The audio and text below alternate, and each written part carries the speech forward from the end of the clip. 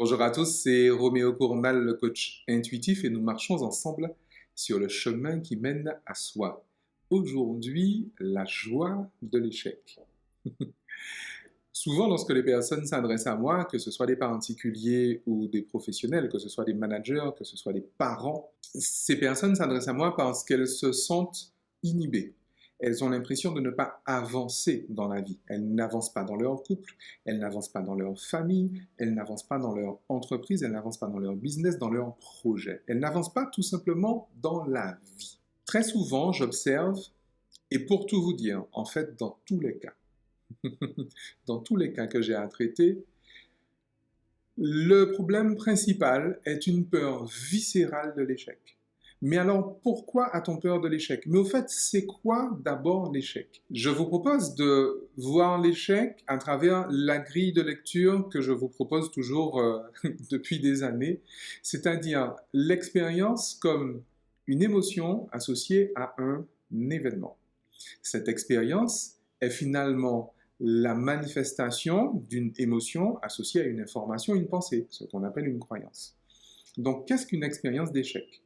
Et pourquoi justement est-ce qu'on va consulter? Pourquoi est-ce qu'on se sent justement bloqué lorsqu'on, en fait, si on a peur d'échouer? L'événement finalement dans un échec, c'est simplement un résultat qui est différent de celui qu'on attendait.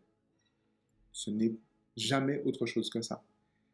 Un résultat qui n'est pas celui que j'attendais, un résultat que j'attendais qui n'est pas arrivé. Donc, dans tous les cas, on vit un événement qui n'est pas celui que l'on voulait vivre. D'accord? Et à cela, on a associé une charge émotionnelle plus ou moins désagréable, et même tellement désagréable que précisément, pour éviter cet échec, eh bien, le cerveau va nous éviter de prendre le risque d'avoir un résultat différent que celui qu'on attendait. Alors, ça donne des personnes extrêmement contrôlantes, bien évidemment, mais ça donne aussi et surtout des personnes complètement inhibées, des personnes complètement bloquées. Pourquoi? Parce qu'en réalité, l'expérience, donc, désagréable, émotion désagréable sur événement non attendu, vient de cette croyance qu'il est extrêmement désagréable d'avoir quelque chose d'inattendu. Ok? Mais finalement, qui attend le résultat? C'est ça le truc. Parce qu'en réalité, vous avez l'impression, vous, d'avoir peur d'échouer. Vous avez l'impression d'avoir peur du résultat qui n'est pas celui qui est attendu, mais en réalité, ce n'est pas vous qui refusez ce résultat inattendu. Les personnes qui refusent ce résultat inattendu sont les personnes qui vous ont appris à associer une émotion extrêmement désagréable sur le fait d'avoir un résultat qui est différent de celui qu'elles attendaient. Vos parents, vos éducateurs, vos managers. Je vous ai dit, hein, diffusez cette vidéo à tous les parents que vous connaissez, à tous les enseignants que vous connaissez et à tous les managers que vous connaissez. Si d'ici la semaine prochaine, on n'a pas fait 10 millions de vues, c'est qu'il y a un souci. En réalité, le problème, il est là.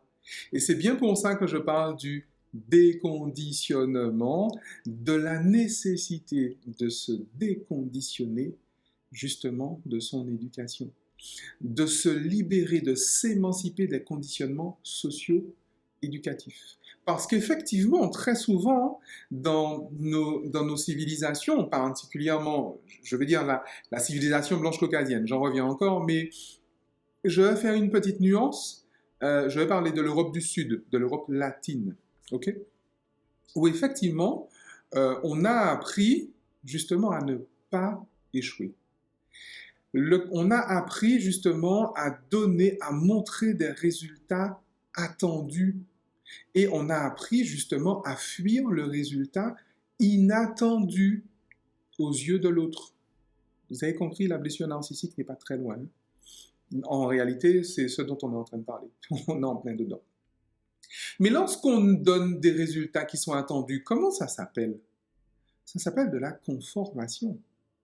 Et regardez bien que les personnes qui se conforment sont des personnes qui sont récompensées, c'est les premiers de la classe, c'est les tableaux d'honneur, c'est les mentions, c'est les lauréats.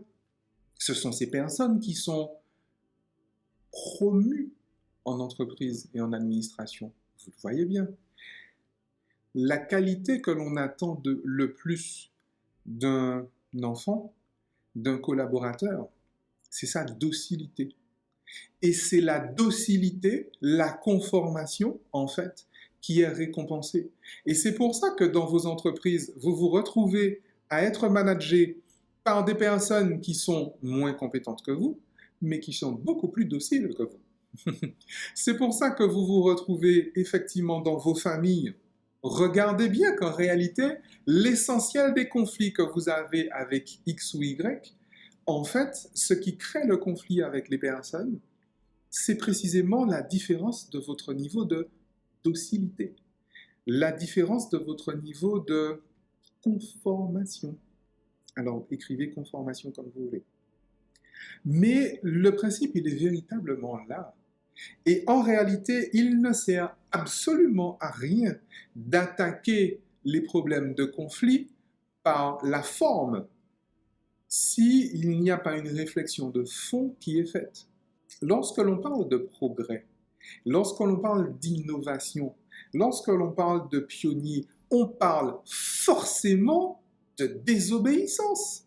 On parle forcément de disruption. Sauf qu'on ne peut pas parler de disruption en félicitant la conformation.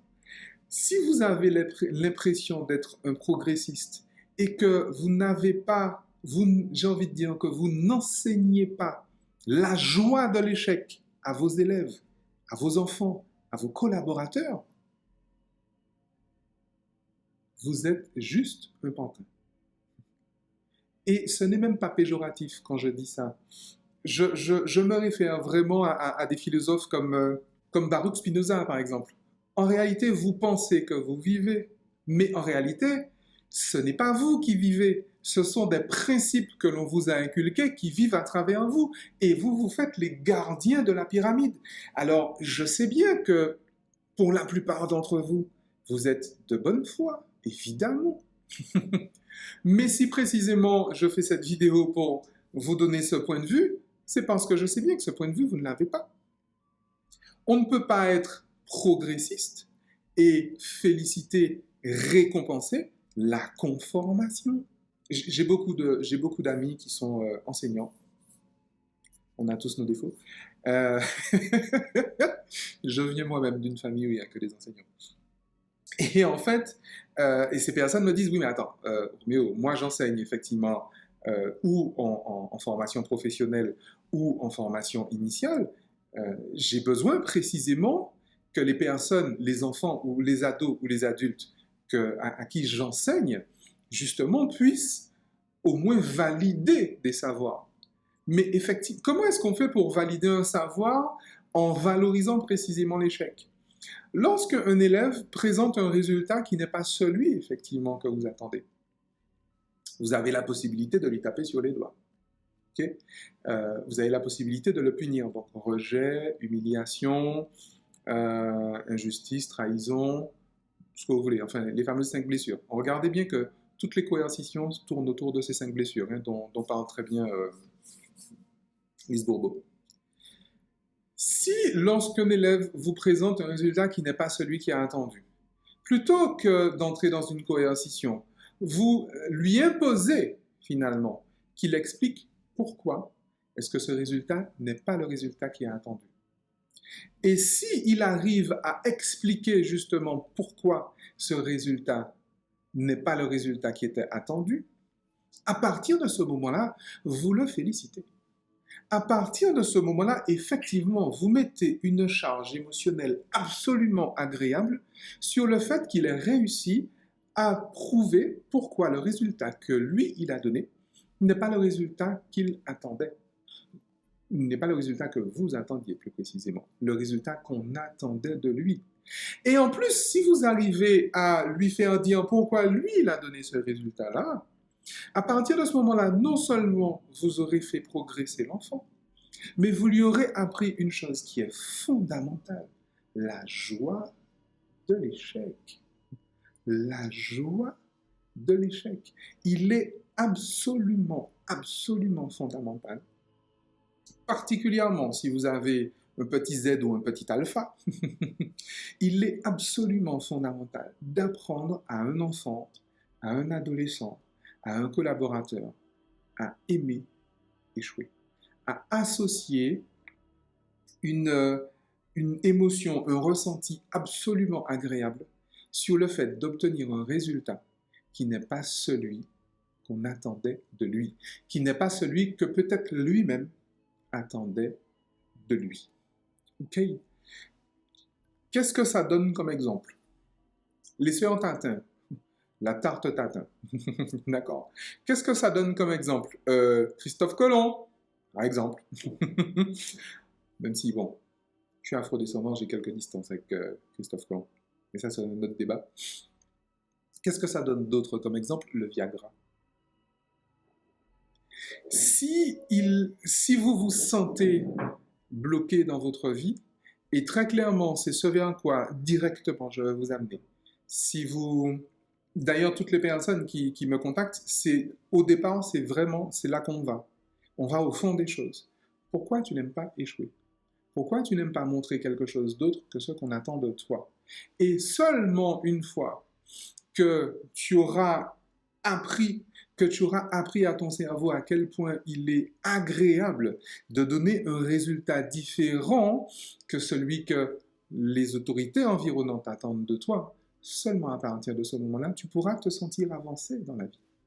Tu pourras te sentir progresser dans ta vie. Parce que tu pourras effectivement découvrir, laisser se révéler une autre des infinies facettes de ton soi authentique.